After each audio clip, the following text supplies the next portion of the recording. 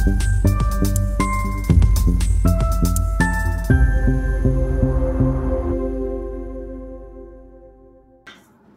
मित्रांनो, कॅनडाला जायचं स्वप्न आता स्वप्नच राहणार आहे, कारण यावर्षी भारतीय विद्यार्थ्यांचे तब्बल 74% अर्जदारांचे व्हिसा रिजेक्ट करण्यात आलेले आहेत, कापण्यात आलेले आहेत.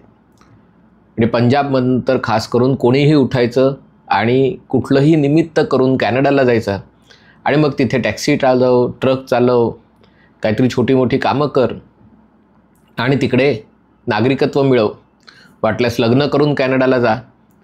अनेक प्रकारच्या गोष्टी चालायच्या आणि कॅनडाचं पूर्वीचं सरकार होतं, जस्टिन ट्रूडो पंतप्रधान असतानाचं सरकार होतं, ते या सगळ्या लोकांकडे वोट बँक म्हणून बघत होतं. त्याच्यामध्ये जी एक शीख पार्टी होती, शीख पार्टी म्हणजे त्या पार्टीमध्ये जगमीत सिंग यांचा जो पक्ष होता त्याच्यामध्ये शिखांचा, खलिस्तानवाद्यांचा इतका भरणा होता आणि त्या पक्षावर जस्टिन ट्रूडोचं सरकार अवलंबून असल्यामुळे कुठेतरी कॅनडा सरकारला खलिस्तानवादी भूमिका घेणं भाग पडत होतं. पण हा प्रश्न फक्त भारतातल्या किंवा पंजाबमधल्या विद्यार्थ्यांपुरता मर्यादित नव्हता. गाझा पट्टीतूनही, पॅलेस्टाईन म्हणजे पश्चिम खोऱ्यातनंही सगळीकडनं जे कोणी विद्यार्थी म्हणून येत होते त्यांना कॅनडा आपल्याकडे सामावून घेत होता. हे खरं आहे, कॅनडा आकाराने खूप मोठा देश आहे. जेवढा मोठा देश आहे त्याच्यापेक्षा तो जास्त मोठा दिसतो, कारण उत्तर गोलार्धात असल्यामुळे जेव्हा आपण नकाशा सपाट करतो, पृथ्वीचा गोल आपण सपाट करतो, तेव्हा उत्तर ध्रुवाजवळचे आणि दक्षिण ध्रुवाजवळचे देश असतात ते आणखीन मोठे दिसतात आणि त्यामुळे कॅनडा आहे त्याच्यापेक्षाही मोठा दिसतो. पण कॅनडा तसं बघायला गेलं तर 90% लोकसंख्या ही अमेरिकेच्या सीमेपासून 100-150 किलोमीटरच्या पट्ट्यामध्ये राहते. वरचा कॅनडा सगळा रिकामा आहे, बर्फाच्छादित आहे आणि कडाक्याची थंडी असल्यामुळे किंवा अतिशय कठीण असं हवामान तिथे असल्यामुळे कॅनडामध्ये जाऊन तग धरून राहणं ही तशी थोडी अवघड गोष्ट मानली जायची. तिथे कायमच लोकांची, मनुष्यबळाची कमतरता असायची आणि त्यामुळे जरी विद्यार्थ्यांच्या रूपाने लोक आपल्याकडे आले तरी जी छोटी मोठी कामं असतात, हलकी कामं असतात, जी करायला कॅनडाच्या लोकांची फारशी तयारी नव्हती, ते करायला या लोकांचा उपयोग होत असे. नंतर त्यांची वोट बँक बनवण्याची नामी कल्पना, कारण लोकशाहीमध्ये कुठल्या गोष्टीची वोट बँक होईल हे सांगता येत नाही आणि त्यामुळे मग वोट बँकेसाठी हे लोक सगळे कॅनडाला जाणाऱ्या लोकांना व्हिसा द्यायला सुरुवात केली. त्याचे दुष्परिणाम कॅनडामध्ये जाणवायला लागले. कॅनडामध्ये गँग वॉर म्हणजे पंजाबमधलं गँग वॉर तिकडे गेलं. जो खलिस्तानवादी लोकांचा सुळसुळाट तिथे झाला, त्याही लोकांकडे तिथले लोक, कारण त्यांना काही देणं घेणं नसायचं, त्यांना फक्त स्वतःच्या देशात स्वतःचं चांगलं झालं पाहिजे, बाकी इथल्या लोकांनी भारताविरुद्ध कारवाया केल्या काय, भाषणं दिलं काय, कोणाची हत्या केली काय, त्यांना काही फरक पडायचा नाही.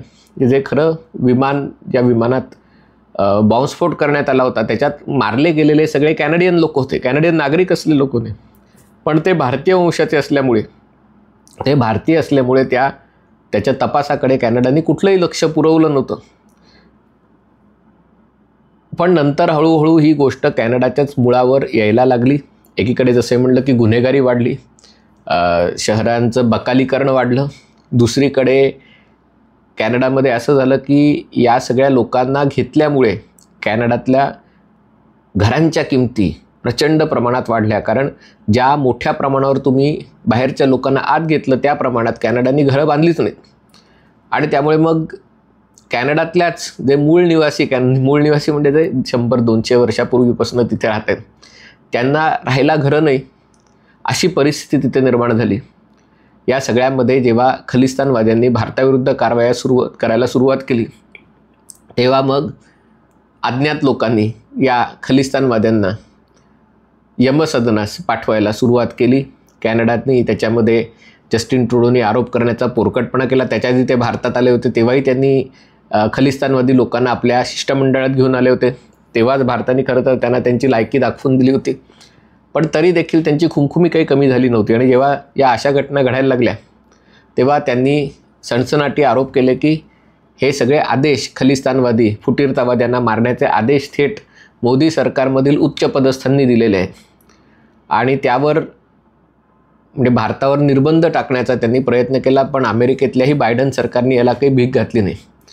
नंतर असं झालं की या कॅनडातनं अमेरिकेतही मोठ्या प्रमाणावर लोक जाऊ लागले होते, कारण कॅनडाची सीमा खुली असल्यामुळे अनेक जण पहिले विद्यार्थी व्हिसा म्हणून कॅनडाला यायचे आणि तिकडनं अमेरिकेला जायचे. बराचसा चिनी माल कॅनडाला यायचा, चिनीची, आणि मग कॅनडात काहीतरी थोडीशी प्रक्रिया करून तो अमेरिकेला जायचा.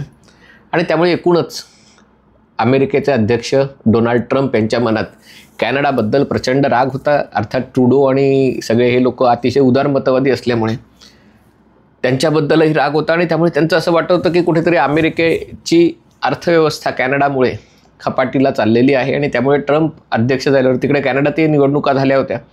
ट्रुडो यांनी आधीच राजीनामा देऊ केला होता. त्याच्यानंतर माईक कार्नी यांचीही पंतप्रधानपदी तिकडे निवड झाली. माईक कार्नी त्यांच्याच ट्रुडोंच्याच पक्षाचे असले तरी अधिक नेमस्त आहेत, अधिक व्यवहारवादी आहेत, अधिक ते अर्थतज्ञ असल्यामुळे त्यांनी पक्षाची ध्येयधोरणं फार न बदलता या ज्या सगळ्या गोष्टी आहेत त्या बदलायला सुरुवात केली, शिस्त लावायला सुरुवात केली. आणि त्याच्यामुळे पहिली कात्री पडली ती या भारतातल्या बोगस विद्यार्थ्यांवर, की जे विद्यार्थी नव्हते, जे काहीतरी कामानिमित्त कॅनडाला जायचे. आणि मग अशा काही काही गोष्टी मिळाल्या की आश्चर्य. म्हणजे कॅनडातले अनेक विद्यापीठं, कॉलेजं ही कागदावर होती. म्हणजे या विद्यापीठांच्या नावाचे ॲडमिशन लेटर, खोटे ॲडमिशन लेटर तयार करून विद्यार्थ्यांना प्रवेश दिला जायचा, त्यांच्या व्हिसाचा अर्ज मंजूर व्हायचा. म्हणजे कॅनडात त्या नावाचं कॉलेजच नाही आहे किंवा त्या विद्यार्थ्यांनी त्या कॉलेजात प्रवेशच घेतलेला नाही आहे, तरी त्या कॉलेजच्या नावाचं खोटं सर्टिफिकेट, त्या खोट्या सर्टिफिकेटवर व्हिसा दिला द्यायचा. आणि त्याच्यामुळे कुठेतरी कॅनडामध्ये हे सगळे लोक येत होते आणि अशा सगळ्या गोष्टींवर कुऱ्हाड चालवायला सुरुवात केली. त्याच्यानंतर पैशाचा मुद्दा होता, कारण तुम्हाला परदेशात जायचं असेल तर तुम्हाला दाखवावं लागतं की तुमच्या बँक खात्यामध्ये काही बँक बॅलन्स वगैरे आहे. $1000, $2000. भारतात काय करतात, $2000 म्हणजे किती, साधारणतः पावणे दोन लाख रुपये होतात. ते $2.25 लाख कुठून तरी घ्यायचे, बँकेत बॅलन्स आहे असं दाखवायचा, व्हिसा मिळाला की ते पैसे परत करायचे. या गोष्टी सर्रास चालायच्या. आता त्याच्यातही कॅनडाने अधिक कडकपणा आणायला सुरुवात केला. त्याच्यामध्ये त्यांनी हे पैसे कुठून आले ते तुम्हाला सांगावं लागेल हे असं सांगायला लागले. आणि त्याच्यामुळे मग लोकांची पंचायत व्हायला लागली, कारण कुठलंही उत्पन्न नसताना जमीन विकून किंवा कर्ज घेऊन $1.5-2 लाख बँकेत जमा करायचे आणि मग त्यावर व्हिसा अप्लाय करायचं. तर याही गोष्टीवर त्यामुळे कात्री आली. तिसरी गोष्ट, भारत आणि कॅनडा यांच्यातले संबंध पुन्हा थोडेसे काय बरेच सुधारू लागले, कारण सध्याच्या काळात दोन्ही देश हे ट्रम्प पीडित देश आहेत. जसं भारताविरुद्ध ट्रम्प, कल्पना नाही का आपण सावत्र भावाने वागतायत. कदाचित त्यांना वाटते की कॅनडा आणि भारताला चेपता येणं शक्य आहे. जे अमेरिकेचा मुख्य प्रतिस्पर्धी शत्रू जे काही आहे ते चीनच आहे आणि चीनच राहणार आहे. पण चीनला चेपता येत नाही, भारताला चेपता येतं. आणि त्यामुळे भारताला चेपण्याचा प्रयत्न ट्रम्प करत आहे. भारत याचा खंबीरपणे सामना करतो आहे. आपण अमेरिकेचा दबाव झेलूनही अमेरिकेपुढे झुकत नाही आहे. पण अमेरिकेपुढे झुकायचं नसेल तर तुम्हाला बाकीच्या देशांबरोबरचे संबंध तुम्हाला सुधारावे लागतील. या मुळे भारत कॅनडाशी असलेले संबंध सुधारत आहे. आणि नुकत्याच कॅनडाच्या परराष्ट्र व्यवहार मंत्री भारतात आल्या होत्या. त्या जशा जयशंकर यांना भेटल्या तशा त्यांनी पंतप्रधान नरेंद्र मोदींची भेट घेतली. दोन्ही देशांनी आपले हाय कमिशन्स आहेत, उच्च